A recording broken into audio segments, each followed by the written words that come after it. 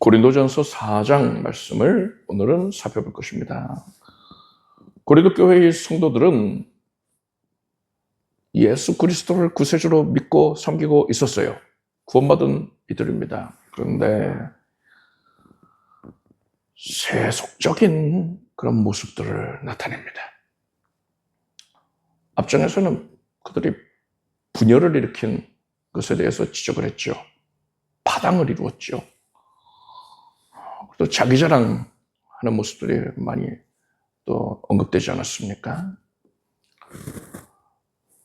근데 이들이 굉장히 교만했던 것이 주의 종을, 사역자들, 특히나 사도를 세속적인 기준으로 판단을 했습니다. 바울은 말이 좀 어눌해. 아니, 바울이 말 얼마나 잘합니까? 근데도, 자기 그 짧은 경험을 가지고서는 그렇게 판단을 하는 거예요. 바울은 심지어 선교 여행을 할 때에 바나바는 스스요, 바울은 험에다 했잖아요. 스스는 제우스고, 험에는 헤르메스, 전령, 말하는 역할이거든요. 사람들이 그렇게 판단할 정도로 말을 유창하게 잘했단 말이에요. 그런 바울인데도 말이 어눌해. 이런 식으로 평가절을 하는 거예요. 자기가 아는 유명한 웅변가들, 그런 사람들과 비교를 했겠죠. 그런 사람들은 울림통도 좋고 발성이라든가 그런 세상적인 방법들, 기법들을 의지하는 자들 아닙니까?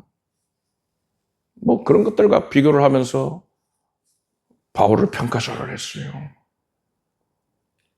아볼로는 훨씬 지성적이다, 그런 식으로 한다든가. 그래서 바울이 이제 이 4장에서는요, 사람의 판단으로 평가를 하려고 하는 그런 교만을 내려놓아라, 이렇게 말합니다. 모든 판단을 오직 하나님께 맡기는 겸손한 마음을 가지라, 이렇게 교훈을 하는 것입니다. 자, 1절과 2절을 함께 읽겠습니다. 사람이 마땅히 우리를 그리스도의 일꾼이요 하나님의 비밀을 맡은 자로 여길지어다. 그리고 맡은 자들에게 구할 것은 충성이니라. 고린도 교인들이 은사는 넘친다 그랬잖아요. 막 여기저기서 병 고침에 기적이 일어나고 방언을 하고 예언도 한단 말이에요. 그 예언들이 또 다 맞아 들어가니까 그것을 사람들이 또 은사로 인정하는 것 아닙니까? 온갖 기이한 표적들이, 또 기적들이 그렇게 나타나는데, 은사가 충만했는데 그들의 신앙의 상태는 어린아이에 불과했다. 너무나도 유치한 수준이었고 많은 어려움들이 있었어요.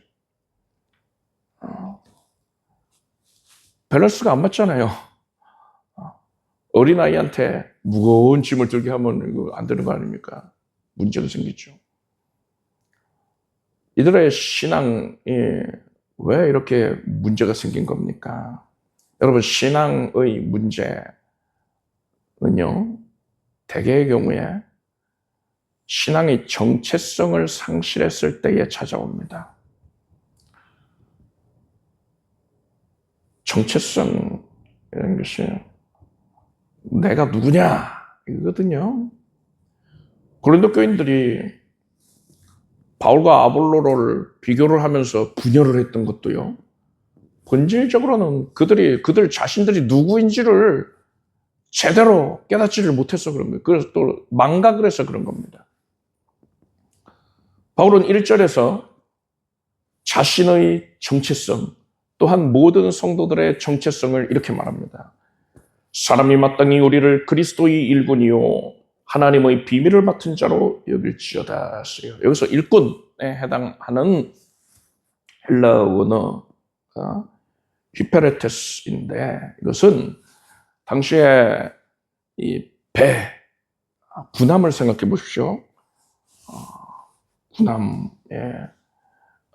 군함이 증기관으로 움직였던 게 아니잖아요. 사람이 다 노예들이 배 가장 아래쪽에, 아래층에서 노를 저었습니다. 북소리에 맞춰서 둥, 둥, 둥, 둥 하면 그 소리면, 뭐 배너 영화 보시면 오잖아요. 근데 그런 배보다 이제 더 큰 배 얘기하는 겁니다. 갤리온 선 같은 거. 그런 거 가장 밑에 들어가가지고서는, 노를 젓는데, 그 북소리에 맞춰서 젓는단 말이에요. 자기가 힘들어도 저어야 돼요. 그 소리에 맞춰서 져야 됩니다. 자기가 함부로 막 저으면 안 되고요. 만약에 고속 전진하라 하면은, 그런 명령이 내려오면 둥둥둥둥 하면 열심히 또 전진 져야 되는 거예요. 이렇게 배가 참 깊은 곳에서 오직 북소리에 따라서 배를 젓는 자, 그 노를 젓는 자, 이 사람을 의미하는 게 바로 히페레테스입니다. 그것을 이제 일꾼이라고 번역을 한 거예요. 이 사람이, 이 노 젓는 사람이 배가 어디로 가는지 모르죠. 볼 수가 없어요. 밖에가 안 보여요. 어디로 가자 이렇게 방향을 결정할 권한도 없습니다. 오직 북소리에 맞춰서 묵묵히 순종해서 노를 젓는 겁니다.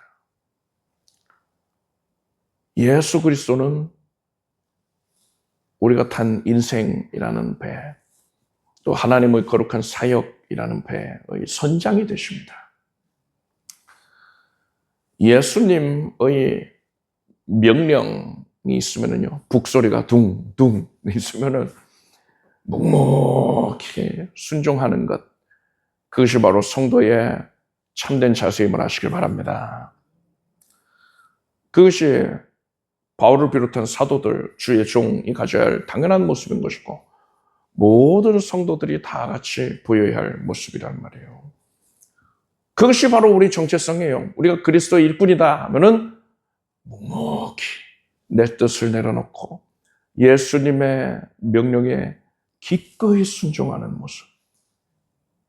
이러한 정체성을 여러분이 갖게 되길 바랍니다. 그리고 하나님의 비밀을 맡은 자다 했어요. 그래서 맡은 자는 청지기를 뜻하는 겁니다. 청지기는 주인의 집을 관리하는 매니저예요. 청지기의 가장 큰 특징이 뭐냐? 내 소유가 아니다라는 겁니다. 그가 많은 것들을 다스리지만 내 거가 아니에요. 주인의 것입니다. 그래서 우리는요, 나의 생명도, 나의 시간도, 나의 물질도, 나의 재능도 다 주인의 것, 하나님의 것임을 알아야 됩니다.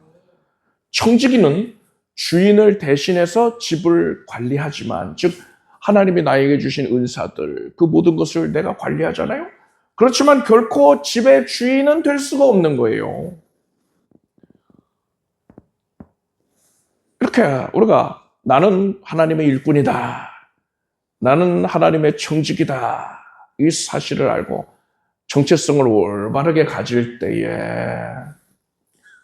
우리는 어떤 모습을 보여야 하는가? 여러분, 주인 대신 하나님께서 노 젓는 그 일꾼에게, 그리고 청지기에게 요구하시는 것이 무엇입니까? 단 하나의 덕목이 있습니다. 2절에 나옵니다. 그리고 맡은 자들에게 구할 것은 충성이니라. 하나님께서 성공이라든가 어떤 탁월함, 돋보이는 것, 그것을 요구하지 않으신단 말이에요. 만약에 그런 게 필요하면 하나님이 얼마든지 그것을 이루실 수 있습니다. 그것은 하나님의 마음을 조금 더 기쁘시게 해드릴 수 없어요. 오직 하나님이 요구하시는 건 뭡니까? 충성밖에 없습니다. 충성, 뭐가 충성입니까? 충성하면은 됩니까? 그게 아니고요. 변함없이 신실한 것, 즉 변함없이 믿음직한 모습을 보이는 거예요. 주인이 딱 보면 변함없이 너는 내가 신뢰할 만하다, 이 모습을 보이는 거예요. 항상 변함없는 모습으로 최선을 다하는 것이죠. 주인을 위해서. 세상 사람들은 세상적인 조건으로 목회자를 판단을 합니다. 지금 고린도 교인들이 사도를 그렇게 함부로 판단한다 그랬잖아요. 세상 사람들은 세상적인 것으로 판단을 하는데, 예를 들어서 목회자라 한다면요, 그 목회자, 그 사람이 그 담당하고 있는 교회의 성도 수가 몇 명이야? 헌금은 일주일에 얼마나 고치나? 또 교회 건물이라든가 시설은 얼마나 잘 구비가 돼 있나? 세상에 얼마나 그 교회가 잘 알려져 있지? 그 목회자는 얼마나 많이 유명하지? 이런 것들을 기준으로 평가를 한단 말이에요. 그렇지만 하나님은 그런 거 하나도 안 보신다는 거예요. 그거는 사람이나 중요하게 생각할 수 있는 것이지. 하나님이 뭐 보시느냐? 너는 내가 부른 그 자리에서, 그러니까 배의 가장 깊은 곳, 밑바닥에서 북소리에 맞추어서 끝까지 노를 저었느냐, 이걸 보신단 말입니다. 달란트 비유에서요, 주인이 종들에게 1달란트, 2달란트, 5달란트 나눠주고 떠났잖아요. 돌아와서 이제 종들에게 상과 벌을 주는데, 5달란트 남긴 종과 2달란트 남긴 종에게요, 주인이 토시 하나도 틀리지 않냐고 똑같이 칭찬을 합니다. 착하고 충성된 종아, 네가 작은 일에 충성하였음에 내가 많은 것을 내게 맡기리니 네 주인의 즐거움에 참여할지어다. 5달란트건 2달란트건 다 작은 일이에요. 하나님께는 지극히 작은 일입니다. 하나님께서는요, 하나님의 뭘 위하여서 100원을 남기던 100억을 남기던 100조를 남기던 작은 거예요. 그거 만약에 정녕 필요한 것이라면 하나님이 얼마든지 이루어내실 수 있단 말이에요. 순식간에 있으라 하면 있는 거잖아요. 그건 하나님께 감동을 드리지 못합니다. 하나님은 충성됨만 보신단 말입니다. 종이 얼마 거두었나 이거에 일절 관심도 없으시고요. 오직 그가 보인 충성, 그 충성에, 정확히 말하자면 그 충성됨의 농도가 얼마나 짙으냐, 이것만 보신단 말입니다. 1달란트를 받아서 숨겨뒀던 종이 책망을 받잖아요. 그 이유는 그가 적게 받았기 때문에 책망받은 게 아닙니다. 그가 맡은 것에 충성을 하지 않았기 때문에 책망받은 거예요. 따라서 여러분은 세상의 판단이라던가 세상적인 결과에 대한 강박감을 내려놓길 바랍니다. 그거 중요한 게 아니거든요. 세상이 나를 볼 때에 초라해 보인다 하더라도요, 주님께서 나에게 맡기신 것이라면은 나는 가장 거룩한 일을 맡고 있는 것입니다. 내가 드리는 헌신과 봉사가 사람의 눈에는 두드러지게 보이지 않는다 하더라도요, 너무 작아 보인다 하더라도요, 사람들이 알아주지도 않고 기억조차 안 해준다 하더라도요, 하나님께서는요, 다른 거는 하나도 보지 아니하시고 오직 내가 변함없이 묵묵하게 그 자리에서 충성한 것을 주목하고 계시다는 것을 아시기 바랍니다. 그래서 절대로 세상적인 기준으로 판단하지 말고 오직 충성에만 집중하십시오. 충성됨으로써 하나님께 인정받길 바랍니다. 3절에서 5절까지를 함께 읽겠습니다. 너희에게나 다른 사람에게나 판단받는 것이 내게는 매우 작은 일이라 나도 나를 판단치 아니하노니 내가 자책할 아무것도 깨닫지 못하나 그러나 이를 인하여 의롭다 함을 얻지 못하노라. 다만 나를 판단하실 이는 주시니라. 그러므로 때가 이르기 전 곧 주께서 오시기까지 아무것도 판단치 말라. 그가 어둠에 감추인 것들을 드러내고 마음의 뜻을 나타내시리니 그때 각 사람에게 하나님께로부터 칭찬이 있으리라.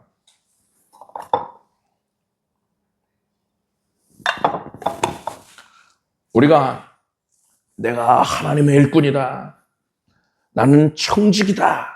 이것을 온전히 깨닫게 될 때에, 그러니까 제대로 된 정체성을 갖게 될 때에 우리는 비로소 세상의 평가로부터 자유를 얻게 됩니다. 자유로워져요. 세상이 나를 평가 안 하는 게 아니고요. 하죠. 근데 그 평가로부터 나는 자유로워요. 바울은 당시에 수많은 비난과 평가에 시달렸던 것으로 보입니다. 그런데 바울은 3절과 4절에서 놀라운 선언을 해요. 너희에게나 다른 사람에게나 판단받는 것이 내게는 매우 작은 일이라. 그리고 나도 나를 판단치 아니한다 했어요. 또 더 나아가 보면요. 내가 자책할 것을 깨닫지 못한다. 그러나 이를 인하여 의롭다 함을 얻지 못한다. 나를 판단하실 일은 오직 주님뿐이시다. 이렇게 말합니다. 여기서 바울은요. 세 가지 판단이 있다라고 말하고 있어요. 첫 번째는요. 세상의 판단입니다. 사람들의 판단이에요. 고린도 교인들이 바울을 향해서 말이 시원치가 못해. 이렇게 판단을 했다니까요. 합당치 않다고 제가 이미 말씀드리지 않았습니까? 그런데도 그런 식으로 억지 부리는 사람들이 있다는 거예요. 가령 미스코리아, 요즘도 미스코리아 뽑는지 모르겠는데 미스코리아가 있는데 너무 못생겼어. 이런 식으로 누가 어깃장을 놓는단 말이죠. 어딜 가나 그런 사람이 있어요. 그리고 또 바울에게도요. 외모가 너무 약하다. 이런 식으로 사람들이 험담을 또 한 것 같아요. 다른 서신서들 내용을 보면은요. 일반적인 사람들 같았으면은요. 이런 평가를 지속적으로 받고 또 비방을 계속 들으면 마음이 위축될 겁니다. 그래서 결국 좌절하는 사람들도 있어요. 그렇지만 바울은 이런 것들을 사람들의 판단을 매우 작은 일로 여겼습니다. 왜 그랬을까요? 그것과는 비교가 안 될 만큼 더더욱 압도적으로 중요한 판단이 있었거든요. 그 판단을 주목하고 있었거든요. 이거는 중요한 게 아니에요. 그 판단에 비하면 아무것도 아닌 거예요. 자, 두 번째 판단이 무엇이냐? 양심의 판단입니다. 바울은 나도 나를 판단치 않는다 했어요. 그러니까 스스로를 판단하는 내용이 있다는 거잖아요. 많은 성도들이 다른 사람의 비판은 견뎌낸다 하더라도요. 자기 자신을 비방하는 그 정죄감에는 속절없이 무너지는 경우들이 있습니다. 나는 이것밖에 안 돼. 나는 위선자야. 나는 자격이 없어. 하고 낙담되는 거예요. 왜 이런 모습을 보이느냐? 그런 자기 자신의 판단보다 더 압도적으로 중요한 판단이 있다는 것을 몰라서 그러는 거예요. 몰라서 자기 자신의 판단, 자기 양심의 판단, 이거에 골몰하고 있는 겁니다. 바울의 경우에는 4절에서 이렇게 말했습니다. 내가 자책할 아무것도 깨닫지 못하나 나는 나 스스로의 판단을 미루어 봤을 때 아무것도 책망할 게 없다. 그런데 이것으로 인해서는 내가 의롭다 함을 얻지 못한다. 내가 이걸 자랑하지 않겠다 이거예요. 왜요? 바울은 자기 양심의 판단, 스스로의 판단과 비교가 될 수 없을 만큼 압도적으로 중요한 판단이 있다는 것을 알았거든요. 그 앞에서 자기 판단은 아무런 의미가 없다는 걸 알았단 말입니다. 그래서 내가 나를 판단치 않지만 그래도 뭐 좋은 판단을 한다 하더라도 그것조차 의미를 두지 않겠다 했어요. 자, 그렇다면은 정말 압도적으로 중요한 판단 도대체 무엇입니까? 마지막으로 나옵니다. 그리스도의 판단이 있습니다. 4절을 보니까요. 다만 나를 판단하실 이는 주시리라 했습니다. 내가 나를 의롭다고 하는 게 아니고요. 사람들이 나를 의롭다고 하는 게 아니고요. 오직 하나님께서 나를 의롭다고 판단해 주셔야지 내가 의로운 겁니다. 그래서 바울은요. 다른 사람의 판단 귀 기울이지 않았어요. 그거 아무것도 아니다. 그냥 후 불면 날아가는 거다. 이런 식으로 가볍게 여겼습니다. 내 스스로 나를 정죄하는 그런 판단? 심지어 내 자신을 좋게 여기는 판단? 그것도 중요한 게 아니다. 그것조차 후 불어서 날려버려요. 그런 게 중요한 게 아니야. 나는 오직 그리스도의 판단만 주목한다. 그 판단이 전부야. 그것만이 전부야. 이렇게 고백을 했던 거예요. 그렇기 때문에 바울은 5절에서요. 그러므로 때가 이르기 전 곧 주께서 오시기까지 아무것도 판단치 말라. 그가 어두움에 감추인 것들을 드러내고 마음의 뜻을 나타내시리니 그때 각 사람에게 하나님께로부터 칭찬이 있으리라 했습니다. 그리고 바울은요 또한 로마서 14장 4절에서 남의 하인을 비판하는 너는 누구냐? 그가 서 있는 것이나 넘어지는 것이 자기 주인에게 있느니라 했습니다. 남의 하인을 판단치 말아라. 하나님께서 판단하시는 거니까 하나님의 주권에 맡겨야지. 네 판단이 뭐가 중요하냐? 너가 너 자신을 판단하는 게 뭐가 중요하냐? 이거예요. 그래서 여러분, 나는 남을 함부로 판단하면 안 되는 거예요. 또 중요한 거 있습니다. 나는 나 자신을 스스로 함부로 판단해서 비난하고 정죄해서 정서적으로 학대할 필요도 없는 거예요. 그걸 멈춰야 됩니다. 의미가 없다니까요. 하나님의 판단 앞에서 스웨치를 가치조차 없는 거예요. 오직 우리는요. 하나님께서 나를 어떻게 판단하시는가 이것을 주목하고 앞에서 얘기한 것처럼 하나님 앞에 그저 충성스러운 모습을 보이기 위해서 애쓰기만 하면 되는 겁니다. 그러지 아니하고 고린도 교인들처럼 다른 성도를 함부로 판단하고 심지어 사도까지도 세상적인 기준으로 판단을 한단 말이에요. 이건 절대로 있어서는 안 되는 일이란 말입니다. 여러분은 오직 하나님의 판단만을 중히 여기기를 바랍니다. 그래서 그저 충성된 모습 보이게 힘쓰십시오. 6절에서 13절까지 함께 읽겠습니다.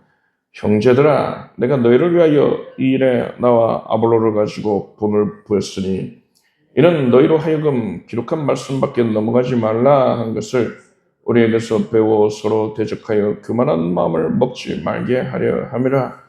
누가 너를 구별하였느뇨? 내게 있는 것 중에 받지 아니한 것이 무엇이뇨?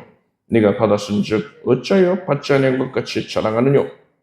너희가 이미 배부르며 이미 부여하며 우리 없이 왕노릇하였도다. 우리가 너희와 함께 왕노릇하기 위하여 참으로 너희의 왕노릇하기를 원하노라. 내가 생각건대 하나님이 사도인 우리를 죽이기로 작정한 자같이 미말에 두셨음에 우리는 세계 곧 천사와 사람에게 구경거리가 되었노라.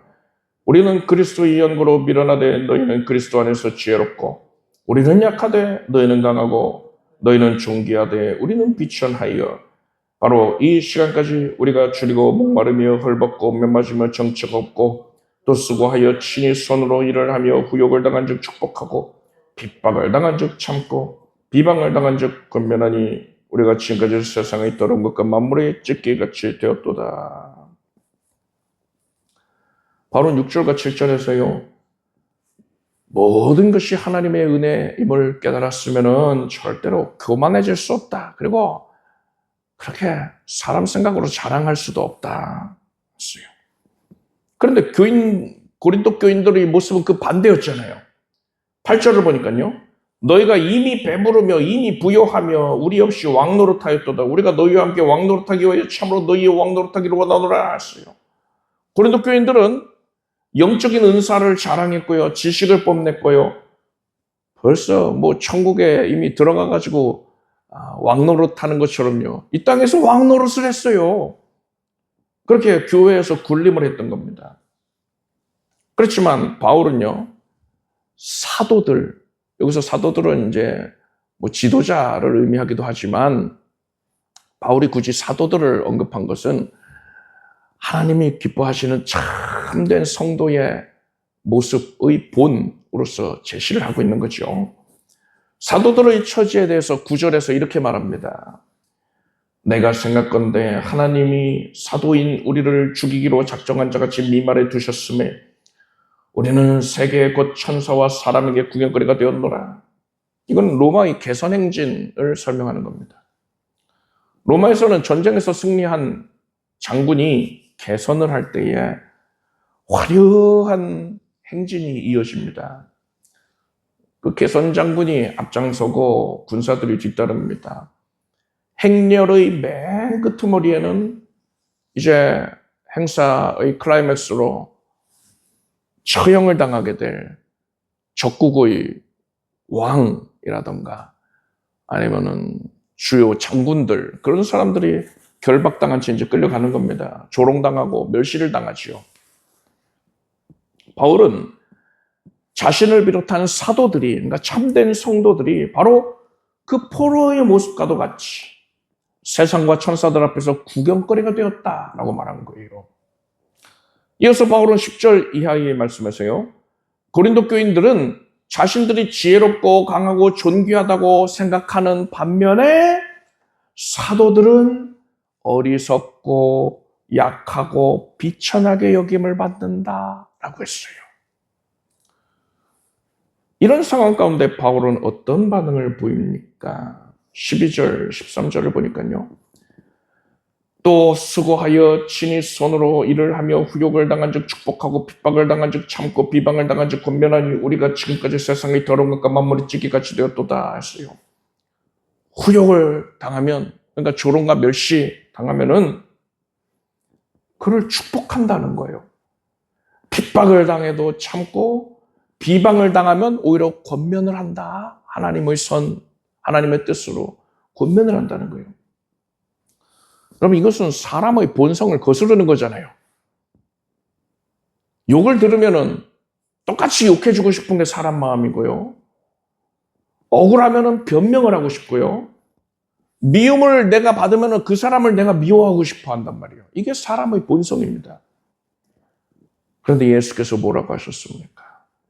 나는 너희에게 이르노니 너희 원수를 사랑하며 너희를 핍박하는 자를 위하여 기도하라 하셨습니다. 여러분, 바울과 사도들은요, 그러니까 참된 성도들은요, 저기 예수 그리스도의 본을 따르고 있었던 것입니다. 그런데 고린도 교인들은 어떤 모습이었다고요? 스스로 지혜롭다, 강하다, 존귀하다, 막 문사 나오니까 나는 훌륭하다 라고 했었던 거예요. 그리고 다른 성도를 판단했잖아요. 심지어 사도들을 세상 기준으로 판단해 왔잖아요. 이것은 예수님의 모습과는 완전히 동떨어진 겁니다. 참된 성도들의 모습, 성숙한 성도의 모습과는 완전히 180도 다른 모습이라는 것을 지금 부각해서 보이고 있는 거예요, 사도 바울이. 여러분, 우리의 오늘날의 그 모습은 하나님이 보실 때에 어떤 모습입니까? 우리는 십자가보다 세상의 성공을 추구하고 있지는 않았습니까? 섬김보다는 섬김을 받으려고 하진 않았나요? 군림하려고 하지 않았습니까? 낮아짐보다는 높아짐을 추구하진 않았습니까? 우리는 고린도 교인들처럼 그렇게 교만한 모습, 하나님 보시기에 하나님이 꺼려하시는 모습을 가질 것이 아니라 예수님의 본을 따라서 또 사도들의 본을 따라서 겸손한 모습으로 하나님과 성도들을 섬길 수 있기를 바랍니다. 그래서 이렇게 고린도 교인들의 현재 모습이 하나님이 기뻐하시는 모습과 극명하게 다른 모습이다. 이것을 바울이 지금 강조해서 설명했습니다. 14절 그리고 14절에서 21절까지 함께 읽겠습니다. 내가 너희를 부끄럽게 하려고 이것을 쓰는 것이 아니라 오직 너희를 내 사랑하는 자녀같이 권하려 하는 것이라. 그리스도 안에서 일만 스승이 있으되 아비는 많지 아니하니 그리스도 예수 안에서 복음으로써 내가 너희를 낳았음이라. 그러므로 내가 너희에게 권하노니 너희는 나를 본받는 자 되라. 이를 인하여 내가 주 안에서 내 사랑하고 신실한 아들 디모데를 너희에게 보내었노니 저가 너희로 하여금 그리스도 예수 안에서 나의 행사 곧 내가 각 교회에서 가르치는 것을 생각나게 하리라. 어떤 이들은 내가 너희에게 나아가지 아니할 것 같이 스스로 교만하여 졌으나 그러나 주께서 허락하시면 내가 너희에게 속히 나아가서 교만한 자의 말을 알아볼 것이 아니라 오직 그 능력을 알아보겠노니 하나님의 나라는 말에 있지 아니하고 오직 능력에 있음이라. 너희가 무엇을 원하느냐? 내가 매를 가지고 너희에게 나아가랴? 사랑과 오류한 마음으로 나아가랴? 바울은 고린도 교인들의 그 모습이 하나님 기뻐하시는 모습과 동떨어져 있다. 이것을 아주 적나라하게 부각을 해서 설명을 한 뒤에 너희를 수치스럽게 하기 위함이 아니라 내가 너희를 아비와 같이 아끼기 때문에 너희를 위해서 이 말을 한 것이었다 했어요. 그리고 바울은 19절, 20절에서요. 내가 너희에게 속히 나아가서 교만한 자의 말을 알아볼 것이 아니라 오직 그 능력을 알아보겠노니 하나님의 나라는 말에 있지 아니하고 오직 능력이 있음이라 했습니다.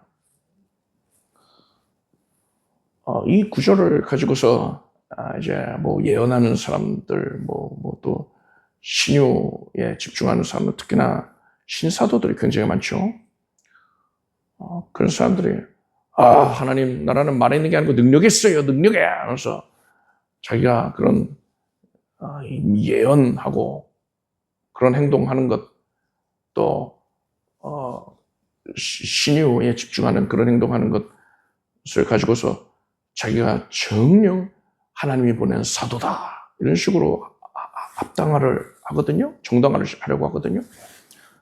과연 이 구절이 무슨 의미냐, 이것을 우리가 제대로 성경 문맥에 맞게 이해를 해야 됩니다. 방금 읽은 이 구절에서 바울이 주목하고 있는 능력이 도대체 뭡니까? 우리는 이전 장들에서 어떤 내용들을 헤아렸느냐? 고린도 교회가 은사가 넘쳐요. 신유의 은사, 방언 통역, 예언, 그 외에 각종 사람들이 신기하게 여길 만한 그런 은사들이 흘러 넘쳤다니까요. 능력 넘치는 교회였단 말입니다. 그런데 바울이 너희들 대단하다 했나요? 아니죠. 너희의 신앙이 어린아이 같다 하면서 질책을 했어요. 근데 그런 바울이 내가 너희의 능력을 볼 것이다. 과연 너희가 능력이 있는지 내가 볼 것이다 하면서 그런 은사 보겠다고 한 거겠어요? 아니죠. 그 은사는 이미 만연해 있다니까요. 그런 은사에 지금 주목하고 있는 게 아니란 말입니다. 단순하게 병 고치고 예언하고 기적을 행하는 이런 은사적인 능력, 그것을 바울이 확인하겠다 하는 게 아니에요. 이 말씀에서 지금 바울이 강조하고 있는 능력이 뭡니까? 우리가 앞에서 이미 살펴본 내용들이었어요. 바울이 참된 성도들의 모습을 설명하기 위해서 사도들의 모습을 가져와서 얘기했잖아요. 그 특징들이 뭐였습니까? 후욕을 당한 즉 축복하고 핍박을 당한 즉 참고 비방을 당한 즉 권면하니 라고 했어요. 억울해도 참아내는 능력, 원수를 축복하는 인격, 교만을 꺾고 낮은 마음을 갖는 그 겸손함. 바울이 강조하는 능력이 바로 이것입니다. 참된 성도의 모습을 보겠다. 그것을 확인하겠다라는 거예요. 이것은 복음이 말로만 그치는 게 아니고요. 삶을 통해서 드러나야 한다는 것을 얘기하는 거예요. 이것이 바로 예수 그리스도를 본받는 가장 아름다운 신앙인의 모습인 겁니다. 바울은 하나님의 나라는 말에 있는 것이 아니라 능력에 있다라고 했어요. 구원받아서 하나님의 백성이 된 사람은 말로만 나 예수 섬겨요, 나 하나님을 섬깁니다, 하나님을 사랑해요 할 게 아니고요. 그의 삶 가운데에 지금 나열한 그런 모습들이 반드시 나타나야 된다는 겁니다. 여러분은 예수께서 보이신 그 본을 따라서 또는 사도들이 보인 그 모습을 따라서 후욕을 당한 즉 축복하고 핍박을 당한 즉 참고 비방을 당한 즉 권면할 수 있기를 바랍니다. 억울해도 참아내는 능력, 원수를 축복하는 인격, 교만을 꺾고 낮은 마음을 갖는 겸손을 소유하기를 바랍니다. 그래서 진정으로 하나님의 나라를 소유한 자다, 복음의 능력을 삶 가운데 나타내는 자다라고 하나님께 인정받기를 바랍니다. 기도하겠습니다. 하나님, 맡은 자에게 구할 것은 충성이라 하셨으니 우리가 오히려 오직 충성된 모습 보이게 힘쓰게 해주시옵소서. 우리는 세상의 판단, 내 자신의 판단을 중시 아니하고 오직 그리스도의 판단만을 주목하겠습니다. 오직 그리스도를 본받는 자가 되겠습니다.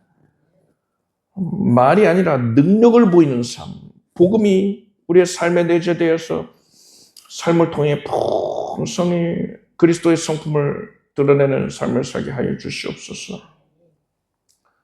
그래 하여서 우리는 참으로 예수 그리스도의 모습을 드러낸 자라고, 복음을 삶 가운데에 실천한 자라고 그렇게 인정받게 하소서. 예수님의 이름으로 기도드립나이다. 아멘. 모두 자리에서 일어나시기 바랍니다. 가슴에 손 얹고 아픈 곳에 손 얹고 기도하겠습니다. 하나님, 하나님이 말씀으로 나를 만나주시고 지금 모든 연약도 고쳐주셔서 감사드립니다. 하나님의 말씀에 다 맡기겠습니다. 나의 심령의 연약함, 육신의 연약함도 맡기겠습니다. 내가 약함으로 하나님을 더 의지할 수 있으니 이것이 복입니다. 하나님께서 담당해 주시고 하나님께서 권능 나타내 주셔서 약함을 하나님의 권능의 손길로 뒤덮으시어서 강함되게 하소서. 하나님의 능력을 보이시옵소서. 마음의 모든 두려움과 상처가 사라질 것이고 기쁨과 평강이 참 안식이 가득하게 하시고 우리의 연약한 육신에 하나님의 생명이, 하나님께서 주시는 새 힘이 강수같이 흘러 넘쳐나게 해주셨고 주를 위해 일꾼으로서 청지기로서 충성을 다할 수 있게 해주시옵소서.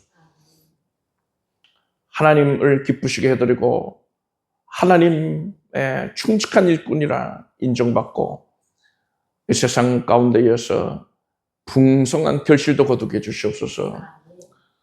주의 백성들의 삶의 여정 가운데에 복음이 삶을 통하여 드러나게 하시고 우리의 인격을 통해서 예수 그리스도께서 드러나시기 원합니다. 많은 이들에게 복음을 삶으로 증거하게 하소서. 가정이 복받게 하시고 필요한 물질도 채워주시고 하나님께서 때때로 공급하여 주시는 이른 비와 늦은 비의 은혜가 적재적시에 임하여서 하나님께서 작정 예배하신 대로 이삭이 거둔 결실의 은혜도 누리게 하소서. 하나님이 말씀하셨음에 이제 우리의 삶이 변화되겠습니다. 가장 아름답게 하나님의 은혜의 터전으로 변모되겠습니다. 하나님께서 이 모든 일을 이루시고 영광 거두소서. 예수님의 이름으로 기도드립니다. 믿은 대로 될지어다. 박수를 올렸습니다. 잘 앉으십시오. 준비하신 예물을 정성된 마음으로 하나님께 드리겠습니다. 드리신 예물을 위해 축복 기도하겠습니다. 하나님, 살아가는 마음으로 하나님의 은혜에 감사하여 자원하여 예물 올립니다. 하나님께서 연락해 주셔서 감사드립니다. 우리의 삶 가운데 하나님의 응답이 차고 넘치게 채워지게 해주시옵소서. 예수님의 이름으로 기도드립니다. 내일 11시에 이 자리에서 성탄절 예배가 있습니다. 그래서 가족분들과 빠짐없이 또 가족분들 다 독려하셔서 함께 기쁜 마음으로 성탄 예배 드릴 수 있기를 바랍니다.